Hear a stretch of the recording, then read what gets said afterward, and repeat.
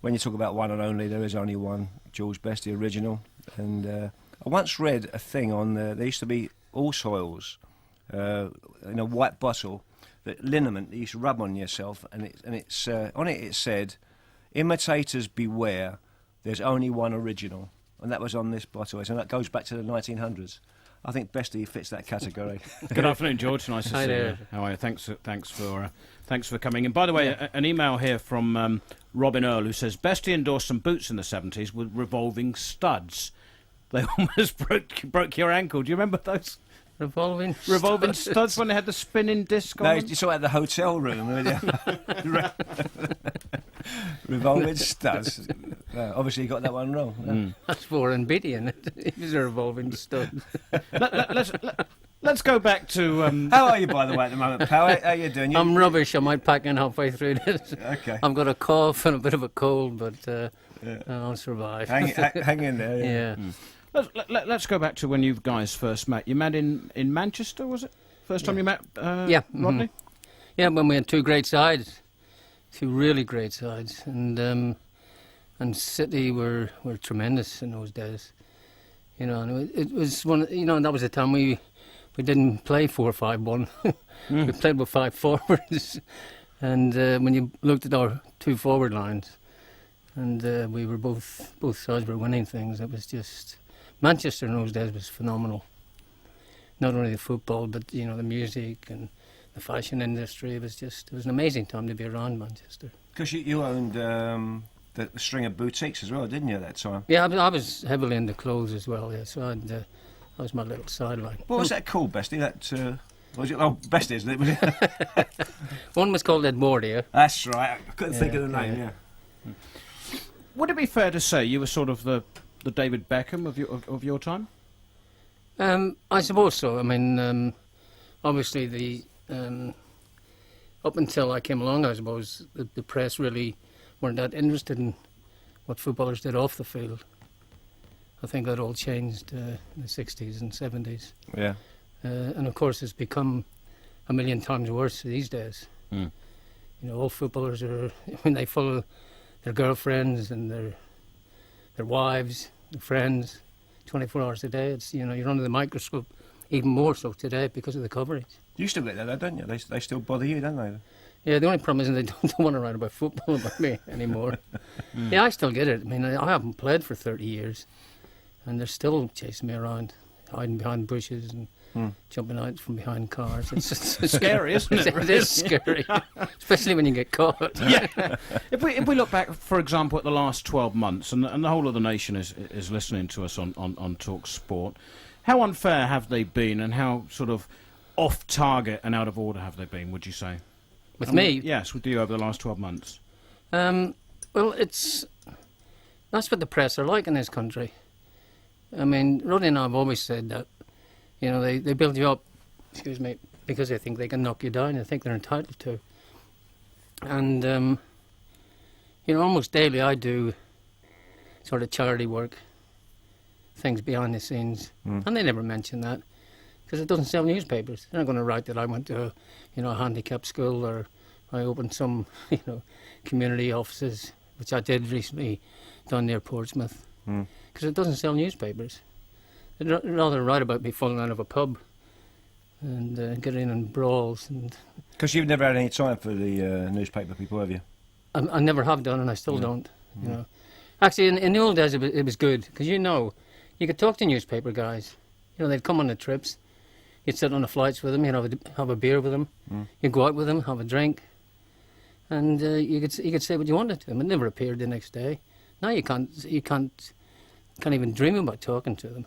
Yeah, George, do you blame people like Wayne Rooney for saying, I'm not going to speak to the press, I'm not going to talk to you? Do you blame players like that today? No, not at all. I mean, the problem is that they think they're entitled to talk to you.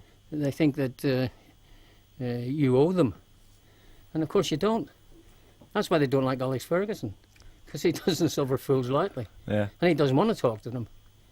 And so all of a sudden he's a bad guy because he doesn't want to talk. And they basically say, how dare you not talk to us? And that's what they're like. It should be a privilege, in other words. Yeah, it should be. What's on this Wayne Rooney subject about the anger management and he's got his problems on the pitch and off the pitch and all that sort of stuff. Where do you come down on all that? Well, he's doing himself no favours. I mean, I was one of the ones that said you don't want to take the aggression away, and it's stupid things he's getting booked for. Yeah. And who knows how many times he's going to get sent off. And the problem is, of course, referees are only human. Well, sort of. And they're going to That's be a bit of a stretch. Yeah. And they're going to be looking out for him now. That's guaranteed. Yeah. He's been sent off I don't know how many times now, but he's no good to the fans, the supporters, his manager, the club, if he's not on the field. And the way it's going, he's going to be off the field quite a lot. Yeah. But he's making like £60,000-70,000 a week. My point of view, I don't think he cares about what other people think. He just does his own thing, and it's almost like, well, whatever the consequences are, I'll handle it. Yeah, but his girlfriend spends more than a week, doesn't she? So take her credit cards away then. Yeah. I don't know. He's just got to curb it. I mean, you don't. I mean, whether you think a booking's right or wrong, we all argue, but you don't walk up to a referee and clap him in the face. Or throw mud in his face. Yeah, but I missed. You actually threw mud at a referee? No, that was a story. I picked up mud and threw it. Yeah, wasn't that the referee? Lee Sharp, in his book recently, he said Sir Alex Ferguson came round, knocked on his door, and completely got the wrong idea. A bloke opened the door with his shirt off. He had 2 bottles of beer in his hand. Ryan Giggs was in the room. And Sir Alex went in, dragged Ryan out, said, you can't be doing this, But Lee said, look, he didn't really get the right idea. What he saw wasn't really what would have happened. In your day, in your peak, did you guys used to have parties? I mean, what would he have seen? If he'd have come round your house and rung the doorbell, what would he have seen? We didn't used to have parties, did we? What's a party? What's that? Yeah, we used to enjoy ourselves, but we didn't get... I can't remember us getting in too much trouble. We went out and had a few beers and enjoyed ourselves. Just had a laugh, wasn't it? We didn't get in fights and abuse people. And I mean, you're going to get that. That's going to happen. And, whether you're right or wrong, because of who you are and the coverage. And footballers today, they can't go anywhere without being recognised. And you're going to get some thug eventually who's going to come up and challenge you. And say, I did it to whoever. I mean, I still get it. I had it recently. For a nice quiet nightcap with my girlfriend, and some guy broke my jaw, some total stranger. What, just punched you? Yeah. Oh. So they're looking for him at the moment. He's on a missing list at the moment. But that still happens. And then, of course, people sort of try and read between the lines. I was involved in a fracas, which I wasn't. It's nothing to do with me. There were 3 of them. And now he's pleading self-defence. The 3 of them. I'm nearly 60. And these 3 young guys, and I attacked them. More to come. It's Talksport with George Best on the show today, 14 minutes past 5. Bestie, is it true that you once said that you'd like to play for Chelsea? Is that true? Or? Yeah, there was a slight chance when I left United. I suppose... the other glamour club, so to speak, were Chelsea, and they had a terrific side at the time. Some great players, not quite championship material, but pretty close. And I've always enjoyed being in Chelsea. Did you consider it, or didn't it ever come off? Or I did. I'd thought about it a lot. Yeah. The problem was I really didn't want to play for anyone else apart from Man United, so I took a couple of years off. And then, as you know, the scene in America started up, so I went off there for 7 years. Sure. Okay, one here from Kevin.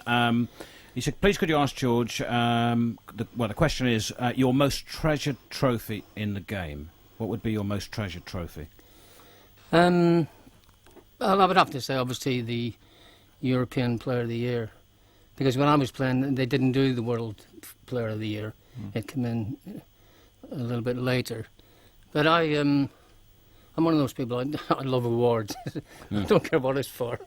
And I went over recently to Monte Carlo, where they're doing an induction, the Golden Foot, on the promenade in Monte Carlo. And every year they're going to induct, 5 or 6 great players. And it was lovely because when I was there, they had players like Luigi Riva was there, Rivellino, Shevchenko, Hento, George Weah, and we did the foot and the promenade. And then we had a big dinner that night, and they had an auction of all the players that were there, of their shirts, and obviously I signed a Man United shirt, and they auctioned them for charity, and most of them were going for like 2,000-3,000. And George Weah and Shevchenko tried to outbid each other for mine. They got up to 9,000. So Oh, and great story. Shevchenko said to George Weah, who coincidentally is actually running for president of Liberia. Yes, he is. Yeah. At the moment, Yeah. and or is going to be. And Shevchenko said, "You're not going to let me outbid you, are you?" And he went, "No." He said, "Well, you better have it then." So when you sit there and you look at these great That's players, brilliant, you know, bidding against each other for your my shirt. shirt, it was a little bit special. Praise indeed. Who did you? Was there anybody you idolised as a kid? That's from Kevin. My favourite player of all time was Di Stefano, the old Real Madrid centre forward, and I have a wonderful photograph in the office with him and Puskas, the other great Hungarian legend. But he was the most complete player I ever saw. Okay. Toughest defender of all time? Cool, and you used to get kicked to pillar to post, didn't you? Yeah. I would think the hardest and the best, and overall, a player who could also play a bit was Paul Rooney at Leeds The old United. Leeds defender. He could kick you, but he always picked you up. A gentleman. Okay. Is it true that, this is from Paul, by the way, is it true that once in a European Cup game you planned to go down on your knees and head the ball into the back of the net? Does that make sense to you? Not on my knees. I was going to get down on my belly and head it in. I'd planned to do it in the European Cup final, actually. And when I went round the goalkeeper for the second goal, the first goal in extra time, I'd made my mind up to take it past him. And I was going to do it then. But the bugger got up too quickly. So I didn't have time. So The manager wouldn't have liked it much. Oh, he would have done, yeah. Floyd in Hampshire, Bestie, he said this is a little bit different. He says you play. I know you played pool. We've played a lot of pool together. You played against his team last season in the local league. Did I win? He didn't say whether you won. He just said, you know, hopes you're well, and he played pool against you last year. That's Yeah, Floyd in Hampshire. I love a game of pool. Well, I had as you know, Marsh, I had the bar in Los Angeles. Yeah, sure. With my pal Bobby, and we had it for 14 years, so almost every night I was on the pool table or the darts. So More of I thought he was going to say every night I was on the pool.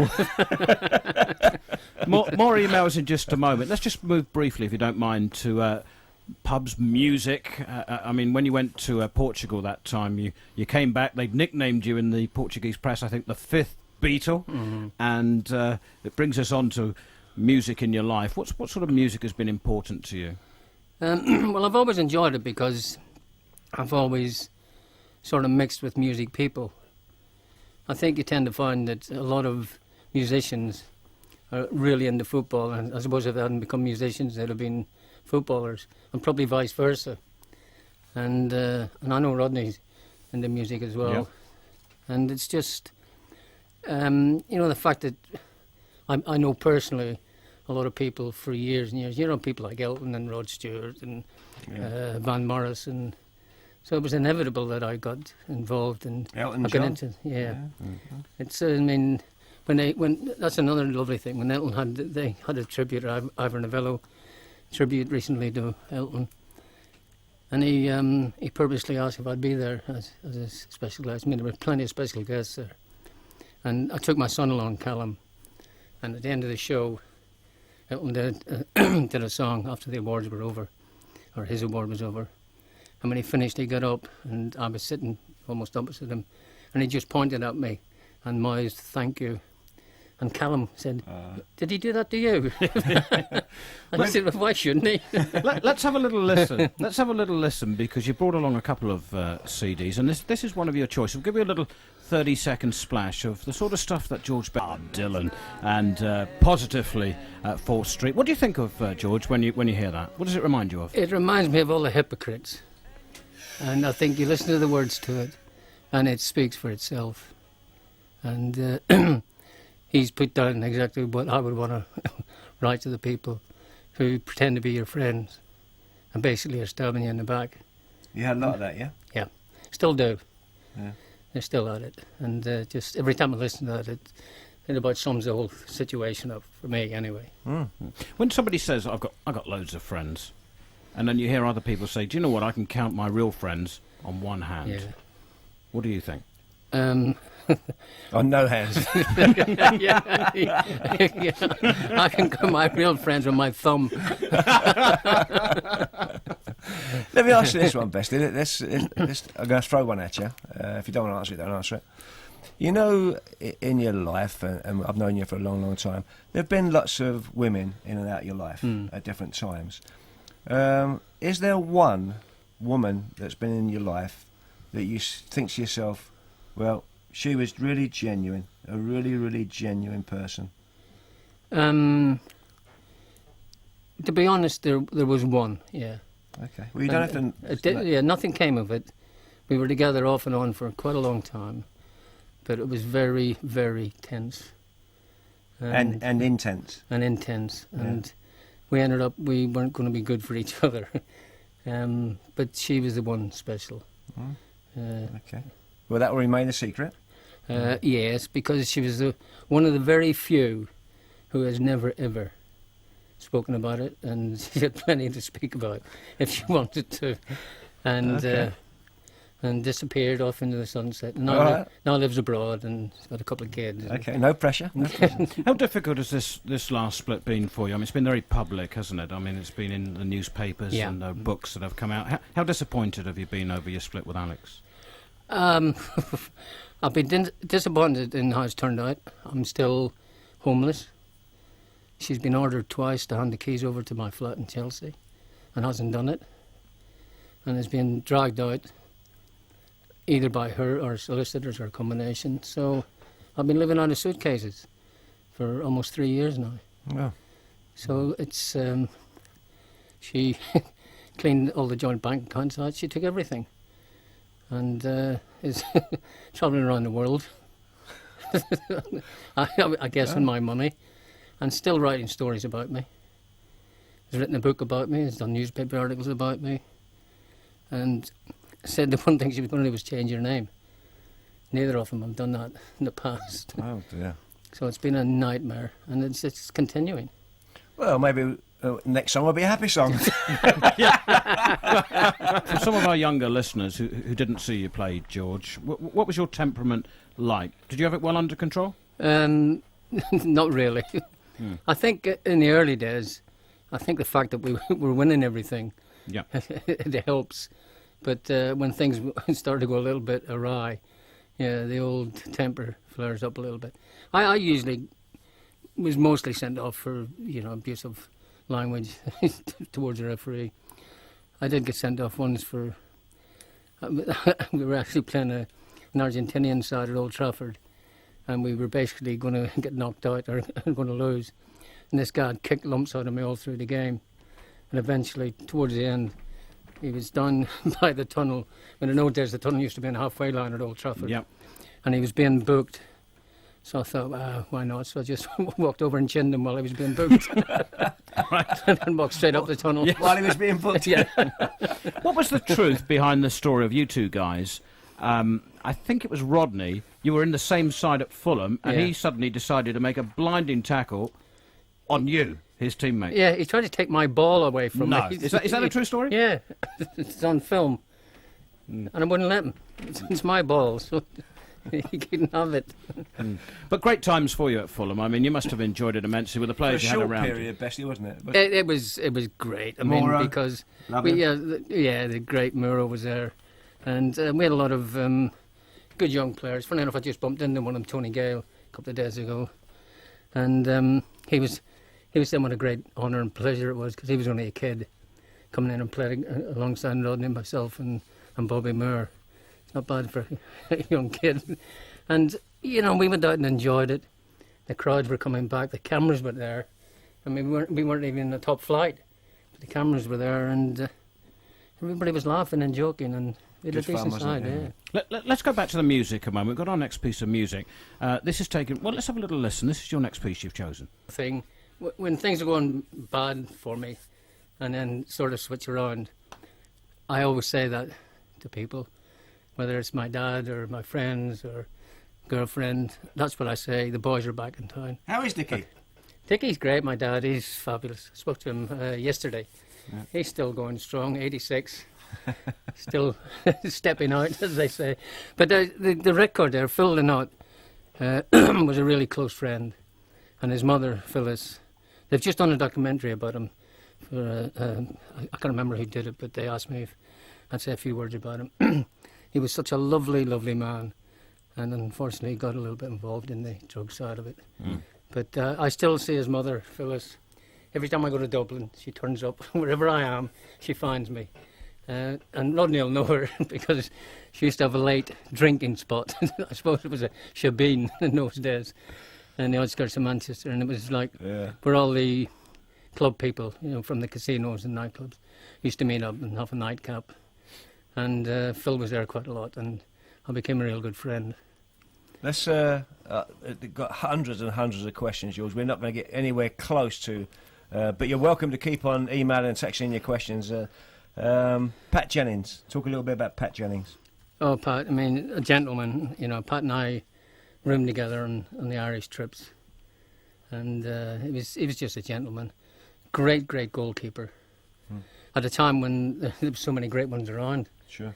And to get the number of caps he got for Northern Ireland was phenomenal. I mean, I should have got the same amount if it hadn't been for club commitments. But he's just, and again, he's one of those people, when you meet him, it's a breath of fresh air. He walks in the room and he's got that booming voice, and his hands have got bigger, if that's possible. Well, what was it like, George? And this is impossible for anybody to know other than you. What was it like being the player that you were, not being able to play in the World Cup? What was that like? Yeah, I mean, it's a bit like because everybody in the world was saying you're the greatest player in the world, and you can't play in the World Cup. Yeah, well, it's a bit like Giggsy. He never had the chance. The problem, of course, would have been, it would have been nice to have qualified, but to go to the World Cup with Northern Ireland. Ain't gonna happen. It's not quite like going and playing for Brazil, but it wasn't to be. And again, this, the comparison with Ryan Giggs, the fact that club-wise, we were winning quite a lot. It'd be different, if we hadn't been winning, domestically, but we were. So eased the pain a little bit. It would have been nice, but okay. Well, hang on a sec. This is from Colin in Wigan, and he says. George, what was your relationship like with Sir Matt Busby? I know, but tell everybody. Oh, it was just... He became my sort of guardian. He told me off like my dad does when need be. And then he'd kick your backside, and then before you left the office, put his arm around you and tell you go out and behave yourself. Yeah, it was funny, because I used to go into the boss's office and he used to sit there, and he used to sit in front of this great man just nodding your head. Whatever he said, you just nodded, yes, boss, yes, boss. And then I'd come out in the corridor where the offices were. So I'd come out and close the door. And a couple of doors down, the late great Jimmy Murphy, who did such a marvellous job after the Munich crash and helping to rebuild the team. He'd take me in his office and give me a beer. Okay. It was a good guy and a bad guy. It's like the two coppers, wasn't it? Let me switch gears a little bit more. Jose Mourinho. Well, when he first came here, I thought, what a breath of fresh air. And I know he's got unlimited money to spend, and has done, but... he's reaping the rewards. I mean, they've started off like a house on fire. But they can't go the whole season and win every game, can they? I tell you what, you wouldn't bet against them. They won't. Yeah. And if they do, it'll be a miracle. Because we said, didn't we, at the end of last season, they're there to be shut down. Now everybody want to beat them. They've gone sick, haven't conceded, 6 points clear. I mean, it's not a bad start. Maybe you can say they haven't come up against the cream yet. Or what's left of the cream, but they But I don't know. I think he's getting a little bit too involved now with controversy, and he's having a few moans like they all do, the managers these days. Stay with managers. Rod and I were in Belfast, and we were horrified at England's performance. A wonderful night for Northern Ireland, of course, and Rodney put a question to Sven-Göran Eriksson afterwards, and he said, "I thought you were outcoached tonight by Laurie Sanchez," and we were both a little bit surprised at his tactics in that particular game. Is he the man to take England to glory in the World Cup, in your opinion? Not as long as you're going to play the system he's playing. I don't see how any team can expect to win anything playing one forward. It's just not possible. You know, you can pack the midfield as much as you want and stick one up front. So it only gives you one option. I mean, and all they're doing is knocking it up to the one guy up front. What's he going to do with it? I mean, unless he's a bit like Mark Hughes and holds it up and waits for people. But they're knocking it up in the air and he's flicking it on. Who to? And as long as you're playing with one forward, you're not going to win anything. Okay. Listen to this one, Bestie. This is from Rich. He's in Plymouth. And he's asked a question, Jules, that, you know, we've been out together, you know, over the years, and there's a lot of questions been asked, and both you and I. I've never heard this question before. I'm going to ask it from Rich. He says, would you trade your genius as a footballer to be anonymous so you wouldn't have had to have suffered what you suffered from the press? Would you trade that? That's a great question, by the way. Well, it is. Yeah. It is. If you'd have asked me that 10 years ago, I would have said no. And I'm leaning towards yes. No, I probably would. I'd love to be able to walk down the street, go for a meal or go for a drink, take my dog for a walk. If I had my dog back. Where's your dog, George? She's got both of them. Really? That's Alex. Alex. Yeah, it just would be nice. But I find, you know, a couple of places now where I can do that. You know, I've got a place in south of France for my sister, so I go off there and the locals don't bother me. And I can sit in the square, I can go for dinner, go for lunch, and nobody bothers me. Okay. He's George Best, who's speaking to Rodney Marsh, and I'm Paul Breen-Turner with The Game on Talksport. George, what do you think about the film they made of you, the Bestie film? It was an insult. I've got a lad who's driving me at the moment, and every time he picks me up, he tells me he's looking for this film. I said, don't bother. I said, because it is the biggest load of rubbish I've ever seen. It's an insult. At least you're honest. When we went to the premiere to look at it, and I was being played in the film, I didn't know I was being played by Roger Daltrey of The Who. So we got Best and Marsh, and I'm being played by Roger Daltrey, who's 4'6" tall. So you're right, pal. Yeah. George, let's get a little light-hearted. Let's put a bit of happiness. I thought that here. was being light-hearted. That was light-hearted. It was actually. He's quite sensitive, Rod, sometimes. What was your greatest night out? Who did you go out with? I mean, you had some good ones, but I mean, if you look back, what was one memorable night? I mean, I would imagine the Miss Worlds were quite high on the list. No, they weren't. I don't know. I like a night out with the boys, and I had a wonderful night out recently, and it was quite a few of the old boys from the 68 side, and a few after that, and dear old Noel Cantwell was there, who of course died recently. Yeah. And just to be there, and we had it at Michael Parkinson's pub down near Windsor. And it was just, I took my girlfriend. What's her name, by the way, George? Rosalind. Rosalind, yeah, okay. And she hates football. Well, doesn't hate it, she just is not interested in it.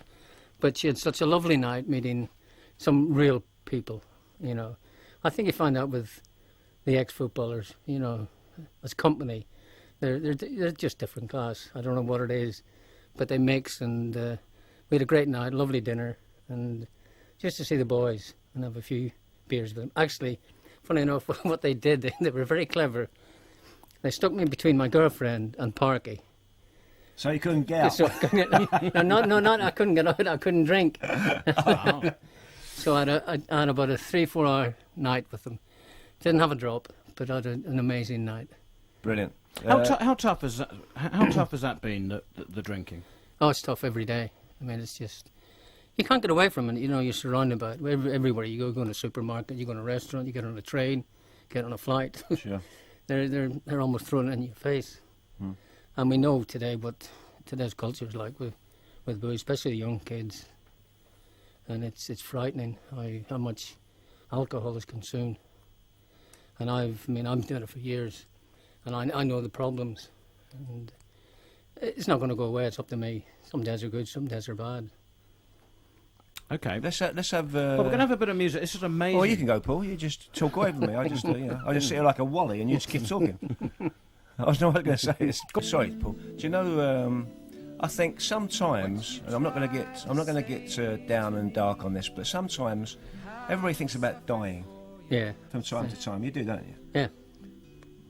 What would you want people to think of you? I don't know. Well, I know what they will think. They forget all the rubbish when I'm gone, and they'll remember the football. It's as simple as that. I mean, I don't give a toss about everything else. As long as they remember the football, and if only one person thinks I was the best player in the world, that'll do for me, because that's what it was all about, as far as I'm concerned. Yeah, we all think about that, especially when I listen to that. That's what I play when I go on holiday and sit in the balcony Don at McLean. 3 o'clock in the morning with a bottle of champagne. When you're legless. And when I'm legless, and thinking I'm going to throw myself off the balcony. Yeah. But it's just... By the way, pal, there's more than one person thinks you're the greatest player in the world. We've had thousands and thousands of emails and texts today, pal. Pele actually said that, didn't he? He did. I found out it was amazing because I didn't know this. I was away somewhere, and an ex-footballer came up to me and introduced himself. I can't remember who it was, but he came up to me and said he'd been on a dinner in New York, and Pele was guest of honour, and quite a few of his ex-Brazilian teammates were there, and he stood up to say a few words and do a question and answer, and one of the questions was, who was the greatest footballer he had ever seen? And they're all sitting there like Garincha and Rivellino and Didi and Fava. Beckenbauer. And he went, George Best. Apparently there was total silence. Which is a hell of a compliment. Yes. Listen, what I'm going to do for the last few minutes of the show, I'm going to open up the telephone lines. There's been thousands and thousands and thousands of people that want to speak to George, but I'm going to take a couple of calls before the end of the show today, Paul. The 6 o'clock hour when Best is off. So if you want to call in, give us a number. 08704 20 20 20. And we'll take a few calls directly to George Best. Okay, 08704 20 20 20. Get them in nice and quickly. Just one very quick question so we can get through as many as possible, and you can actually have your say. That song, by the way, Starry. Well, the song is actually called Vincent, and it's about the artist, your favourite artist. Vincent Van Gogh, yeah, Van Gogh. Beautiful lyrics as well. So we'll be going. I think we're going to have quite a few as well coming from Northern Ireland. Do you get a chance to go to Belfast very often? A little bit, not as much as I'd like to. Yeah, because most of my family are still there. My 4 sisters, my dad, my brothers. He lives in Dorset. But the rest of them are still over there, so I go back as often as possible. Yeah. Now listen to this one. This is from Jackie, the taxis driver in Belfast, that took Paul, BT and Rodney. He was our driver. He says, George, there's only one football legend. That's Jackie. We were treated so well, weren't we? Yeah, when we were they're amazing people. They really are. Mm. Okay, we're going to go to the lines. I think we're going to start with James, who's in East London. Good afternoon, James. You're on Talksport. Yes. George, what a pleasure. I've been able to talk to George. Well, that's very unfortunate. James, I tell you what, it's a shame because you waited all this time and your phone's not working, pal. I'm terribly sorry about that. That was James in Bow. But what's the future for you, George? I mean, you're in a difficult situation now. You said you're more or less living out of a suitcase. Financially, things are tough for you at the moment. What's the future for you? Well, hopefully get back into Chelsea, get it cleaned up, and... that's your flat in Chelsea, yeah. So once I've got the base, I mean, there's always work coming in. I mean, that's never a problem. But it just means my retirement's put off for a couple of years because I've been cleaned up. But is that going to end the ongoing thing with the divorce from Alex and all that? Eventually, it must end, mustn't it? Somehow. Well, it has to, because she's been ordered by a judge twice, and hasn't fulfilled the obligation. And I'm due to give her another payment. You going to pay her? No. She's broken her part of the deal. I'm making my part. George, we're going to go to we're going to go to Sheffield. John, you're on Talksport. You're through to George Best. Good afternoon, George. Hi, John. What an honour. Thank George, you. just very quickly, I know time's at a premium. The goal that the BBC show all the time, where he danced around the Sheffield United defence. Yeah. My team, how could you do that to me? Well, my granddad and my dad, this is October 1971, when I was just 6. My dad and my granddad were locked outside. And they still say, or they would say, they're both not with us, unfortunately, but they say if Ted Hemsley was on the field, do you remember Ted Hemsley, our left back? Yeah. Defender, yeah. He went off. Would you have scored that goal? I'd probably taken it around him as well, yeah. Let's go to Liverpool. John, you're through to George Best on Talksport. Hello, George. Hi there. All right, mate. Absolute legend. Thank you. The question I want to ask you is, in my day, I'm 42 now, and I can only remember like 6 world-class players, including yourself, Pele, Maradona, Beckenbauer, maybe a few others, but I'd like to know, do you know any now, in this day and era, who you class as world-class, apart from, say, Zidane? Well, obviously, you've mentioned one of the main men, Zidane. I think Thierry Henry is. Ronaldinho, I think, is. Well, that's 3 straight away. Maldini has been a great, great player for many, many years. What about David Beckham, England captain? I think David's close, but I wouldn't put him in the same class as the sort of players that we've mentioned. Okay. George, we've got a lady who wants to say hello. It's Joan in Norwich. You're through to George Best. Hiya, Joan. What's your point? Hi, George. I'm watching since I was 7. Excuse me, George. I'm excited. So am I. I watched you since I was 17, and I thought you were absolutely brilliant. Thank you. And I still watch football, follow everything. And when you're on TV, I'm always there. Yeah, So, do you have a question for George, Joan? George, yeah, I do have a question, George. Funny question, George. Could you please just wish my granddaughter every happiness at university when she comes Saturday? What's her name? What's her name? Amy. Amy, all the best at university, is it? Yeah? Yes, all the best, Amy. Sheffield. Have a great time. Well done, Joan. And let's quickly go to Bob. You've got about 15 seconds to speak to George Best. Go on, Bob. Hi, George. Hi, Bob. Best by name, best by nature. Thank you, pal. Right, quickly, about that goal you scored against Gordon Banks. Yeah. You were too quick for him. Yeah, and he still lies, a bugger. Yeah, well, he's only got one eye. Bob, you got through. We've got to leave it there. Rodney, George, it's been a pleasure to have you here. I want to thank you so much for joining us. I've enjoyed it tremendously. And I think I speak for both of us. We wish you good fortune for the future. Cheers, as well. thank you. What a legend, George Best, joining us on the game on Talksport.